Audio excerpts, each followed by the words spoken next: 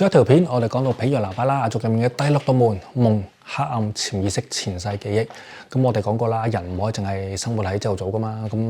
朝頭早可以扮正常、扮冷靜、扮冇事，扮到自己好理性，扮到自己已經放低晒。但其實去到夜晚，去到夢，去到黑暗，去到潛意識，好多嘢你朝頭早撳住嘅嘢，全部都會浮晒出嚟。所以第六道門咧係黑暗之門。咁佢問你啦，當你匿埋咗一對眼嘅時候，外界消失咗，你冇電話、冇聲音、冇燈、冇人可以俾你捉住，咁你仲敢唔敢面對自己內在嘅黑暗呢？去到呢條片啦，我哋就可以打開最後一道門，第七道門，亦都係呢一個系列嘅 ending， 幾好。死亡明光，中陰與真正的放下。嗱，呢一集咧就唔係恐怖片啦，亦都唔係講鬼故，亦都唔係嚇你今晚瞓覺嘅，唔係。相反，呢一條片啊，我覺得係成個系列最莊嚴、最深，亦都係最應該安靜聽落去嘅一條片。因為毗約拿巴拉雅族呢套方法咧，一路行行到最後，其實都係問同一個問題。如果有一日你自己最後一口氣都留唔住嘅時候，你而家死捉住嘅一切到底有幾真？你嘅面子、你嘅身份、你嘅怨氣、你嘅勝負、你嘅執着，你覺得自己一定會贏嗰一場仗，你覺得自己一定要證明嗰一件事，你覺得自己一定唔可以輸俾嗰個人，到最後一刻，全部你一定要放手。問題就係你係被逼要放手啊，定係你活着嘅時候已經開始學識放手呢？呢一度就係最後嘅一道門。死亡最可怕嘅地方，未必係生命結束，而係到最後一刻，你先發現自己一生都未真正放手。所以打坐嘅終點，未必係見光、見神、見奇景，而係當最後一道門打開，你仍然認得自己內在嗰點清明。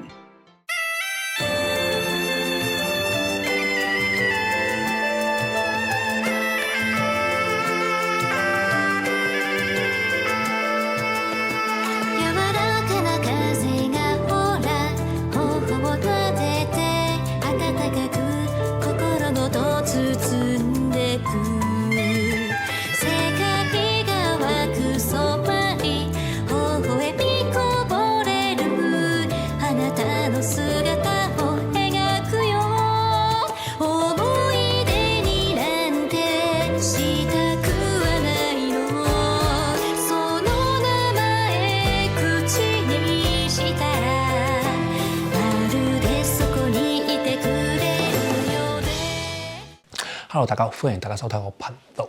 嗱，翻轉頭睇翻少少先啦。你啲7條片，第一條片就係呼吸之門。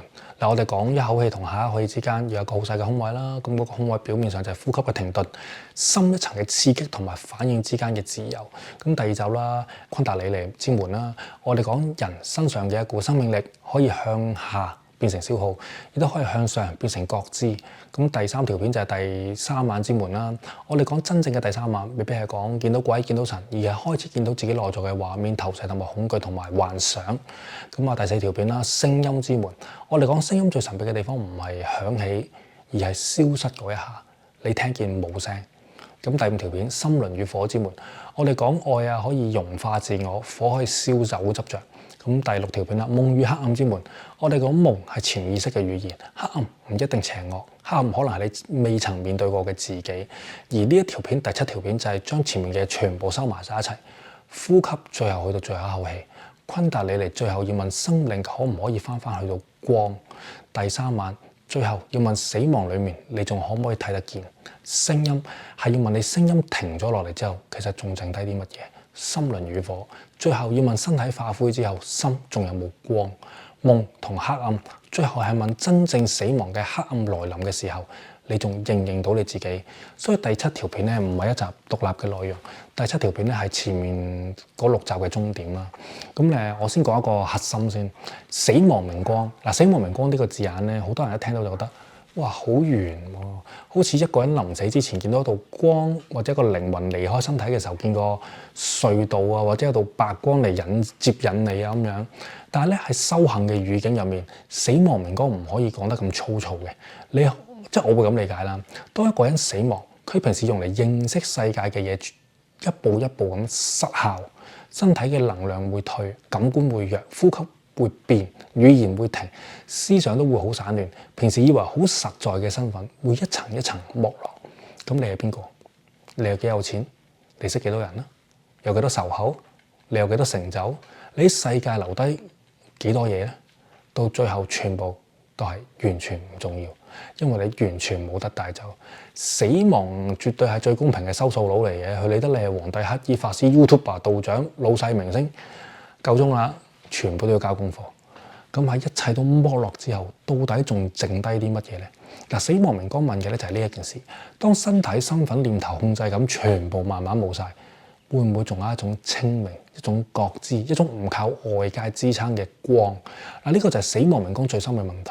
唔係問你臨死之前有冇見到白光，係問你當你平時捉住所有嘢都消失嘅時候，你仲可唔可以認得嗰一點清明？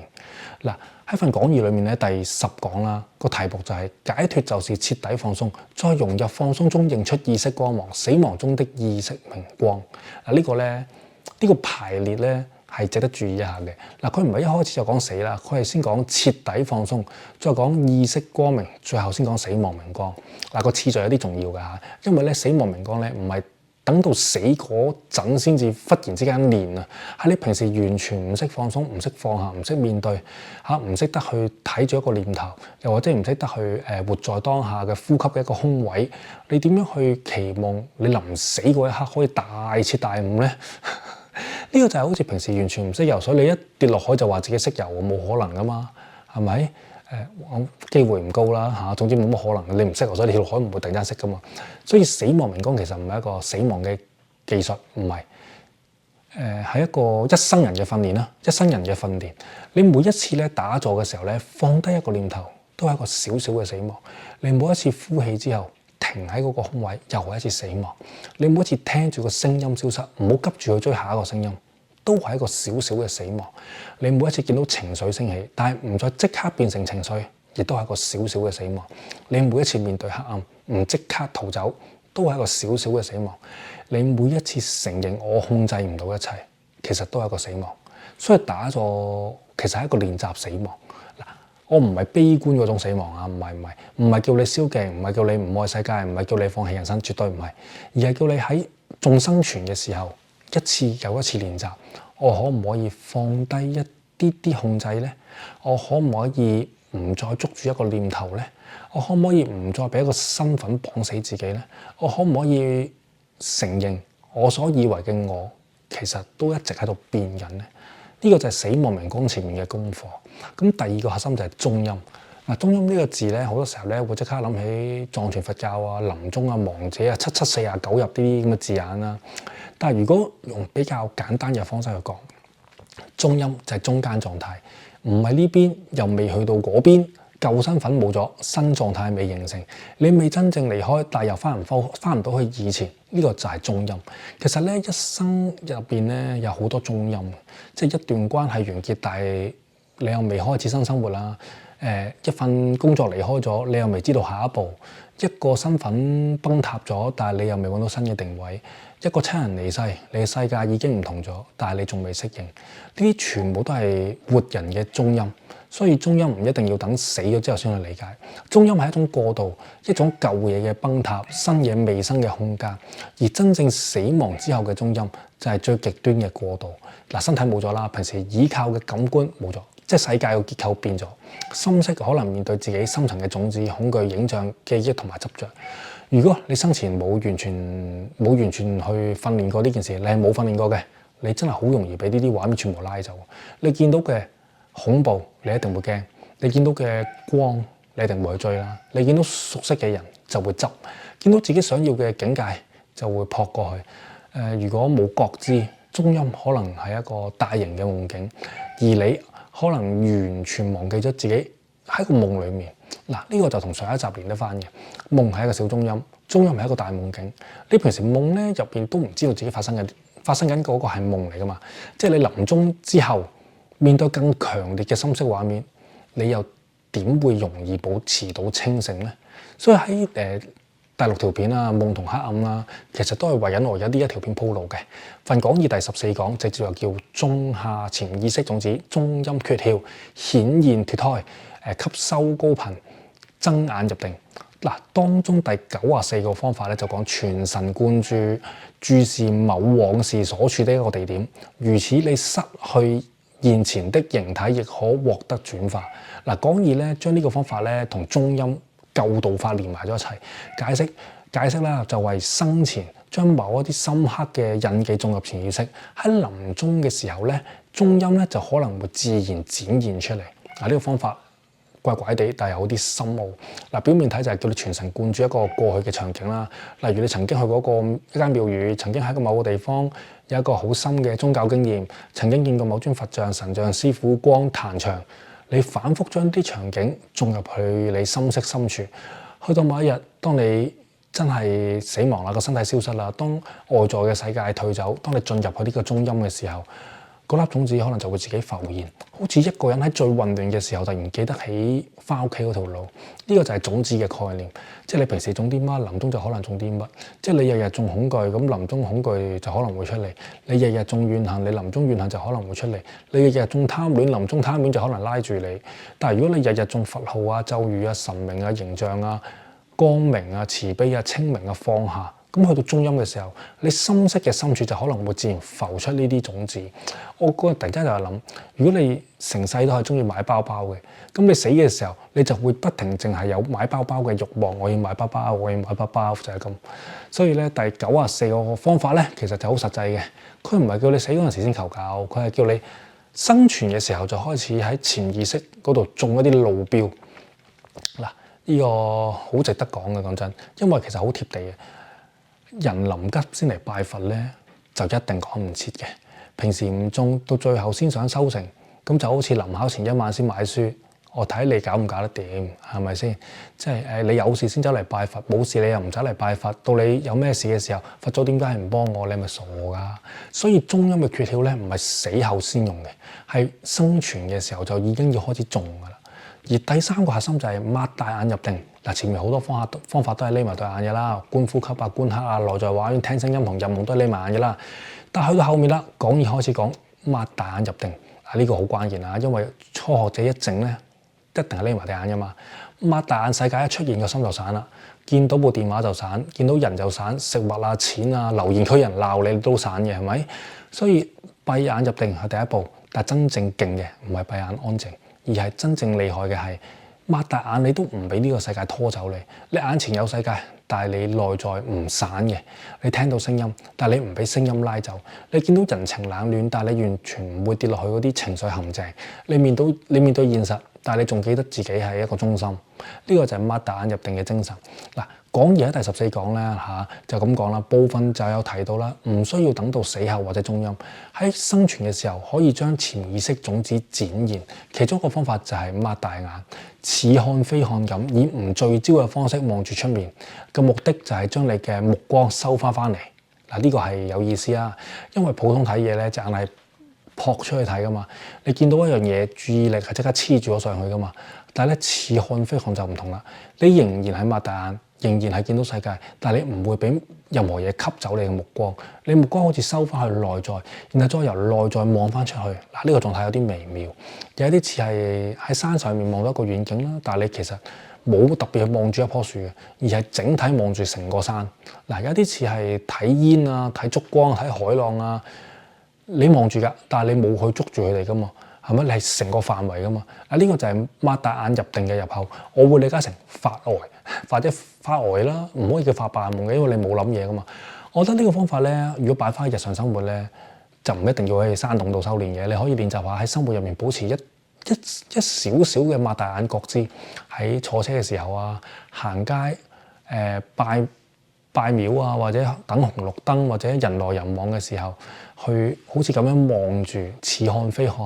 你唔係逃避緊呢個世界，你喺一個世界入面練習緊，唔好俾個世界拉走你。呢個咧就絕對比閉關更加難嘅，因為你喺山洞就冇人激你啦，係咪先？但係現實世界先有人激你噶嘛。真正考驗咧唔係你喺廟入面幾寧靜啊，唔係，而係你翻到屋企遇到現實問題嘅時候，你仲有冇一啲清明？而第4個核心就係超越住黑體。呢個字聽落去好哲學咁啦，但其實咧可以講得好貼地嘅。平時咧我哋睇世界咧，永遠都有我同埋出面，係咪？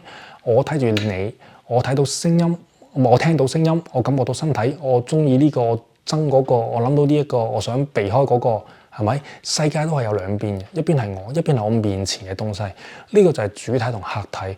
我係主體，俾我睇，俾我聽，俾我諗，俾我追，俾我抗拒嘅係客體。嗱，但係深層冥想呢陣時會出現一種狀態，界線變得好薄。你聽聲音，但係就好似冇一個我喺度聽緊，淨係得翻個聽。你望風景，好似冇一個我喺度望緊，淨係得翻個景同埋個覺知。你感覺呼吸嘅時候，但係呼吸咧同呼吸，即係呼吸者同埋呼吸，其實唔係好似分得好開咁。即係你愛一個人咧，去到最深嗰一刻咧，你同對方個邊界係會變得好薄弱。你聽一段音樂，真正沉落嗰刻，你唔係我喺度聽緊音樂，而係整個人融入佢個聲音裡面。呢個就係超越主客體可以咁樣去理解啦。即係唔係你個頭上面啦，唔係你個腦講嗰啲咩萬物一體、宇宙合一咁講梗係容易啦。真正某一刻，你嘅我冇咁突出，世界唔再只係俾你利用、俾你批評、俾你佔有嘅對象。你同世界之間有一種唔再對抗嘅親密。呢個就係第15講超越主客體的覺知所指向嘅方向。喺呢一份講義嘅目錄啦，佢係咁寫啦。第15講叫做純然平等的愛及灌溉善的種子，使世界變得更美。嗱，放埋一齊咧，顯示呢一個唔係單純嘅哲學嚟嘅，而係要落翻去愛同埋善。嗱，呢個都好重要噶，即係講真，因為咧超越主客體咧，如果冇愛，就好容易變成好冰冰冷冷，我就一切皆空。但係真正高層嘅空並唔係冷漠，真正嘅空係會生出慈悲，因為你唔再只係用愛去睇世界，你開始感覺到眾生同你唔係完全分開，人哋嘅苦唔再只係人哋嘅事，世界嘅傷唔再只係新聞，即係一朵花、一個人、一個植物、一座廟、一個歷史，佢全部都唔係外物。所以真正嘅非二元唔係講到自己好高好高，或者變得好柔軟啊、好好啊。即係你越明白界線嘅虛幻，你就越唔應該自大。如果一個人話自己已經萬物一體，但係佢對人冇乜耐性啊，睇唔起人啊，或者覺得我好高頻啊，你啲低頻人士啊，嗱呢啲就唔係非二元嚟㗎嚇。嗱，我即係佢只係嗰種自我膨脹到一個宇宙級版本呢種人，你明唔明啊？第5個核心啦，就係呢個灌溉善的種子。嗱，呢個係大結局裏面最落地嘅位啦。因為咧，如果一套修行最後只係講我見到光，我見到明光，我見到中陰，或者我超越主客體，我進入咗非二元，但係去到現實，佢冇善良、冇耐性、冇愛、冇願意減少傷害，咁成套嘢咧，好可能只係一場靈性嘅煙花，靚就靚啊，爆完就冇㗎啦。所以咧，我覺得第15講咧，超越主客體同純然平等的愛咧，灌溉善嘅種子放埋一齊，其實係好重要。修行咧，最後唔係淨係問你見到啲乜，係問你成為咗一個點樣嘅人。你係咪比以前少咗啲惡念、少啲衝動、傷害人嘅習慣？咁又或者會多咗啲體諒啊、覺察啊，或者多咗一啲即係唔會即刻反應嘅空位啊，多咗一啲見到黑暗都唔會走佬嘅勇氣啊，或者多咗一啲愛啊。嗱，如果有嘅話咧，咁就等於係有用啦。咁如果冇嘅話，就算你見到10萬道光啊，比卡超射你啊，都可能只係你腦裏面放煙花，冇乜意思。我哋之前講過啦嚇，第一集呼吸空位令你唔即刻反應，第2條片昆達里嚟令你生命向上嘅轉化，第3晚令到你睇見自己嘅內在，聲音由有聲進入無聲，心靈與火係咪令你愛融化，被火淨化，黑暗與夢令你面對潛意識係咪？去到呢一條片，你應該問自己第7道門，呢7道門你都行晒之後，你係咪變得更加清醒、更加慈悲、更加真實、更加少啲自欺欺人？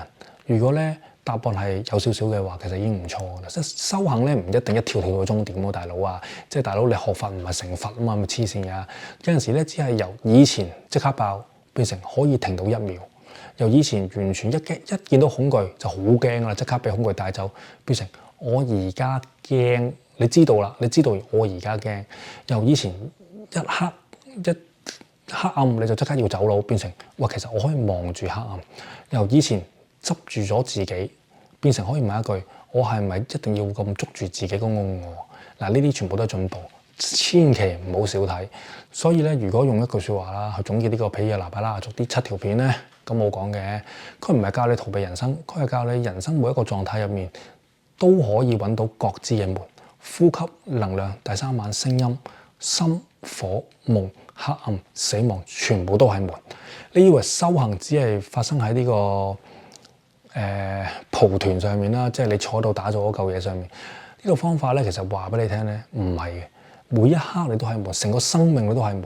你嬲嗰一刻，你驚嗰刻，你聽到聲音同埋消失嗰一刻，你望住黑暗嗰刻，你愛到忘記自己嗰一刻，你失去咗某樣嘢嗰一刻，你放手嗰一刻，全部都係門。甚至乎你最後一口氣都可以係門。呢個就係成套方法。我睇完呢本書之後，覺得最震撼嘅地方，佢唔係叫你離開世界去揾真理，佢唔係叫你打坐飛出去，佢係話真理可能一直都喺你最普通、最痛、最怕、最愛、最無常嘅經驗入面。但係咧，我都要講翻一個比較重要嘅態度嘅。咁我哋即係我拍啲七條片啦，係我作為一個進修緊嘅修行人，睇到呢本書之後，用我自己嘅理解去分享翻。即係我唔係話我自己掌握咗啲112法啦，唔係㗎，亦唔係話我睇完啲，亦唔係話你哋睇完啲7條片之後，直接就可以衝黑關、催動昆達里尼、追逐死亡明光，唔係嘅。嗱，呢啲方法咧，有啲好深，有啲好激進，有啲需要根基，有啲需要老師，有啲更加唔應該亂試。但我仍然覺得係值得講俾大家聽嘅，因為唔講大家就淨係會喺網上面聽啲好粗糙嘅版本，3分鐘開天眼，7日打通你嘅中脈，1晚就喚醒你嘅昆達里尼，用黑關見前世，死之後就即刻見到佛光。嗱，呢啲講法好簡化，但係亦都好危險，所以我寧願用7條片嘅時間慢慢去講，由呼吸、身體、聲音、心、黑暗，最後先講死亡。因為真正修行咧，絕對冇得貪快，都冇可能3日成師嘅。即係越深嘅門，越要慢慢行。你唔會一入到間廟度就即刻衝入去後殿嗰度開人哋個密室噶嘛。你首先要經過山門，再去到天王殿，再去到大雄寶殿，你要慢慢行入去噶嘛。修行其實都係咁，一道門咧都未睇清楚就衝入去最後一道門，你都黐孖筋嘅。咁咧喺最後一條片啦，我就想講翻第一集。第一集我哋講呼吸中間有一個空位，而死亡就係你最大嘅空位。一生嘅故事結束，下一個狀態仲未開始，你唔再係以前嗰個身份，你亦都唔知道自己應該去邊一度，係咪？呢個極大嘅中間就係死亡之門。如果你一生都冇學過停，冇學過放，冇學過睇，冇學過面對黑暗，冇學過冇聲，冇學過愛，冇學過燒酒執着，你臨死之前你一定好驚。但係如果你平時已經有練習過少少嘅死亡，練習過放開一口氣，放開一個念頭，放開一個身份，放開一個執着，咁你死亡來臨嘅時候，你未必會驚到瀨尿，未必會完全失控，你可能仲會認得，都係一道門。以前我喺呼吸裏面見過嘅一道門啦，聲音消失嗰道門啦，夢境黑暗裏面嗰道門啦，心輪融化嗰道門啦，火焰化灰嗰道門啦，而家最後一道門嚟啦，呢個就係修行最深亦都係最溫柔。佢唔係令你唔死，佢令你學識點樣面對死。你唔係，即係佢唔係令你永遠都控制到個世界，佢係令你明白到你根本就乜嘢都控制唔到。佢唔會令你變成神，但係佢願意令你終於願意放低自己，繼續喺度扮一個神。所以我覺得毗日那毗拉雅族最後帶俾我哋嘅唔係一套神秘技巧咁簡單啦，佢係俾我一個好大嘅提醒。人一生最大嘅問題，可能唔係唔夠聰明，亦都唔係唔夠努力，亦都唔係唔夠多奇幻旅程，而係太執着自己，太執着自己係邊個，執着自己要贏，執着自己要理解，要控制一切，唔可以失去，甚至乎執着到唔可以死。但係修行一路帶俾我哋去行嘅就係呼吸、能量、第三眼、聲音、心、火、夢同埋黑暗，最後就係死。其實咧都係想慢慢放開嗰個我啊，即係唔係消滅咗佢啦嚇，而係令到唔再俾一個狹窄嘅自己困住自己。你仍然可以生活，仍然可以影相，仍然可以工作，仍然可以食飯。愛一個人，你會嬲，你會驚，你會迷茫，但係你內在開始有一啲空間，嗰少少嘅空間就係自由。如果你問我7道門入邊最重要係邊一道門？咁當然啦，最靚嗰句，每一道門都好重要。但係如果真係要揀嘅話，我絕對會揀第一道門同埋最後一道門，因為呼吸係咪？同埋最後就係死亡。一個係你一出世之後日日都會做嘅事，一個就係你最後一定要面對嘅事。我哋所有人都平等嘅，係咪？一個最普通，一個最終極，兩者連埋一齊，每一口氣都提醒你，你仲生存緊。每一次呼吸中間嗰個空位都喺度提醒你，其實你唔需要即刻有反應嘅，所有嘢都每一次呼吸都提醒你，放手係生命嘅一部分。最後一口氣就提醒你，原來一生人都係學習緊放下。所以打坐最後咧，未必會見到幾多奇景啦，可能只係為咗最後一刻，你可以安靜少少、清明少少、少啲恐懼、多啲接受。如果真係做到嘅話咧，其實已經好犀利。